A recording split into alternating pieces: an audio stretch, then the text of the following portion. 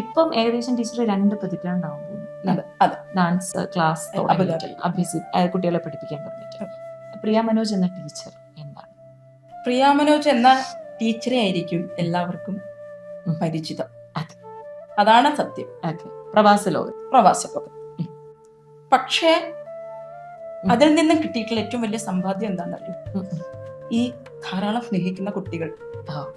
ആ കുട്ടികളാണ് ഒരു വലിയൊരു സമ്പാദ്യമാണ്.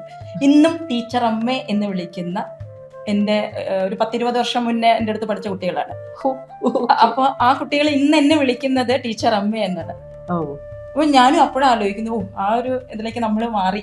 ഏത് പുരസ്കാരത്തിനേക്കാളും ഒരു അനുഭവമാണ് അല്ലേ? തീർച്ചയായിട്ടും. അത് ലോകത്തിന്റെ പല ഭാഗത്തിരുന്ന് ടീച്ചറമ്മേ എന്നുള്ള വോയിസ് എങ്ങാനും വരികയാണെങ്കിൽ അതൊരു വല്ലാത്തൊരു അനുഭൂതിയാണ്, വല്ലാത്തൊരു സന്തോഷം. അത് അനുഭവിക്കുമ്പോൾ എനിക്കറിയില്ല അതെങ്ങനെ എക്സ്പ്ലെയിൻ ചെയ്യേണ്ടത്. അത് അനുഭവിച്ച് തന്നെ അറിയണം ടീച്ചർ അമ്മ എന്നുള്ള വിളി.